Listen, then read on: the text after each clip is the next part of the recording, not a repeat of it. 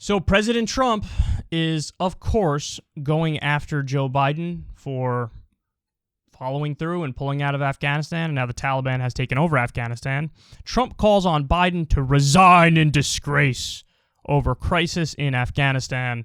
Now, he also goes on, he just does like a list of all of his gripes with Biden and says he should resign over those things. So southern border, because the southern border too, you should resign. That's another one that he likes to go to.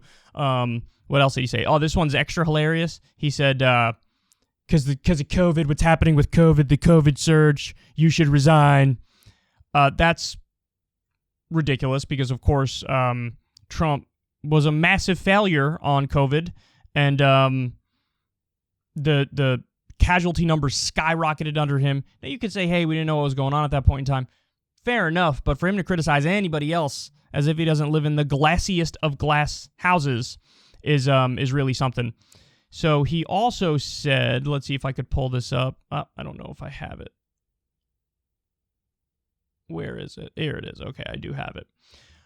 He also said, what Joe Biden has done with Afghanistan is legendary. It will go down as one of the greatest defeats in American history. So, as I told you in the previous segment, a lot of people are comparing this to Vietnam and the fall of Saigon. What they're not telling you is the takeaway was not, hey, we should have stayed in Vietnam forever. Like, we shouldn't have left.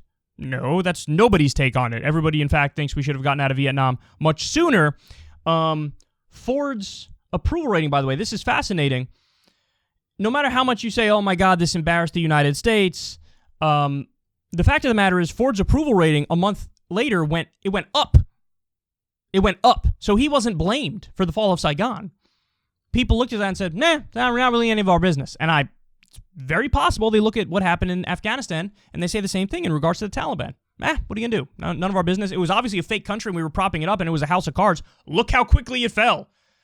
300,000 people who are armed to the teeth ran away from 75,000 people using guns from like the 1970s. Come on, son. Come on. But of course, the elephant in the room, the biggest point is, Trump always used to talk about how he's in favor of ending the war in Afghanistan.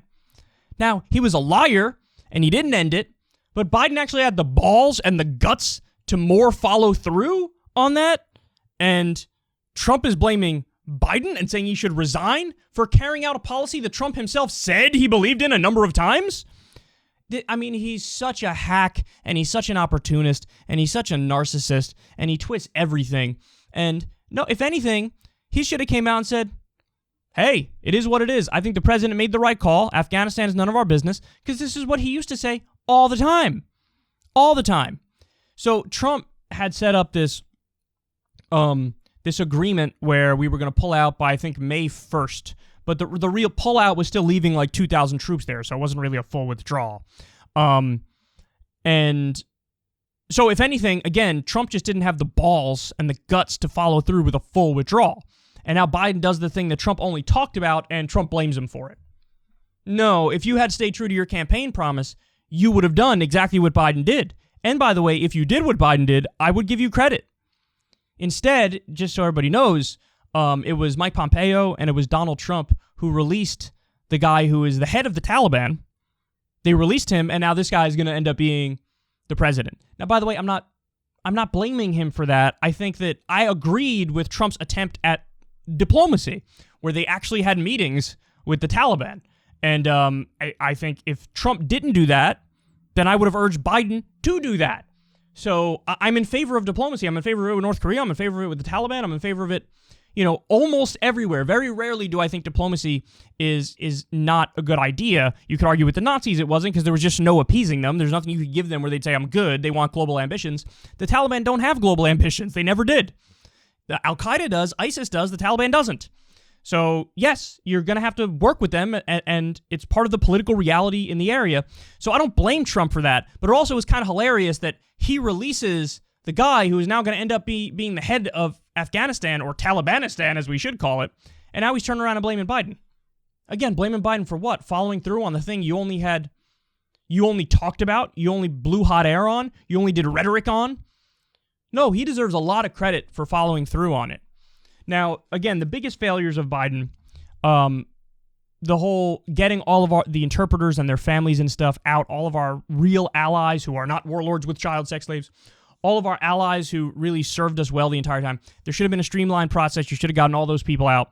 That's the biggest failure. That and the fact that you did have to, like, at the last minute sort of rush in to get out the few remaining Americans and contractors and whatever. That's the biggest failure. But outside of those things, there's nothing else he could have done. Anything else would have been worse. The alternative of, like, staying there forever or staying there longer to do a more orderly withdrawal for the Taliban to take over eventually anyway? No, rip that Band-Aid off quickly.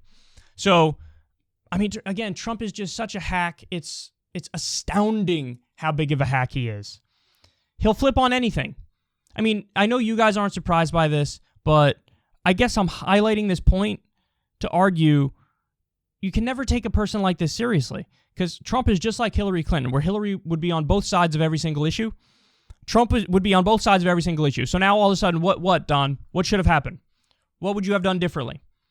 What would you have done differently? He could say, well, I would have kept the 2,000 troops there. Okay, but then you're not actually withdrawing. You are staying in Afghanistan, and you have to own that. But he wouldn't. He would leave the 2,000 there and then pretend like, I withdrew.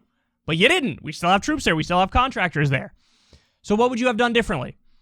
No, you said a number of times, ideally you wanted to pull out. There were actually reports, I defended Trump on this. There were reports that after he lost the election, he basically was like, bring the troops home from everywhere. Bring them home from Somalia, bring them home from Afghanistan, bring them home from everywhere. And what happened is the generals intervened and were basically like, we're not going to do that. And he was like, okay, we're not going to do that. But I defended Trump on that. Yeah, you did that. And if you did that, if you followed through on that when you said it and they listened to you and they pulled out of Afghanistan, the same fucking thing would have happened then. And then you would have been defending the fall of Afghanistan, saying, hey, it's none of our business. But that would have been the correct position. But now he flips on it because he wants to attack Biden. No, I mean, he's a political animal, and obviously he wants to run in 2024. I don't know, how could he run in the past? So, yeah. He's just such a hack, and it's astounding. And I really do, at this moment, it really does look like Biden has no support, no allies. The entire Republican Party is going after him viciously, and they're all massively pro-war. All of political media is highlighting every single negative thing that's happening on the ground. Fair enough, but they didn't highlight, like, the Afghanistan papers, for example. See, this is the thing. The media is manufacturing consent because the game is rigged. Everything that's negative that happens when we leave gets highlighted. All the negative stuff that happened when we were there did not get highlighted. Like, was there endless hair-on-fire coverage of this magnitude when we bombed Kunduz, killing 23 innocent civilians? We bombed a hospital. Remember that? When we learned that a lot of our allies are warlords with child sex slaves. That didn't lead to coverage like we're seeing right now. When we learned about the looting and the corruption and the pillaging. Like, all the things that would expose how terrible the war effort was and would malign our motivations for being there in the first place, that stuff gets buried and doesn't get a mention. Only the stuff that highlights how bad it is, when we leave, that stuff gets highlighted because what? The end goal is to try to do propaganda or imply we should be back in there, we should have stayed longer or whatever. So it's frustrating. It's frustrating. If Donald Trump was being honest, he would say, this guy had the balls to follow through on the thing I only talked about. But he's not going to say that. He's not going to say that. So this is a rare issue where I totally agree with Biden and nobody else is on his side. So I'm gradually morphing into a Biden bro. But I will be arguing for this until I'm blue in the face because Biden is correct. What else could he have done? There was no other thing that he could have done. No other thing he could have done. Could have stayed there longer, that would have been worse. Could have done a more orderly drawdown, but same end result anyway, the Taliban would have taken over. The problem is we didn't get out sooner. That's the problem. But even if you got out sooner, same thing would have happened, very obviously. So perhaps the real mistake was ever going in the first place. You could have gotten Osama bin Laden without doing a full-scale war in Afghanistan. Absolutely. Shouldn't have gone into Iraq either. And, just stop and think, if we had that $6.5 trillion, if we had that, what could that have been spent on? But no.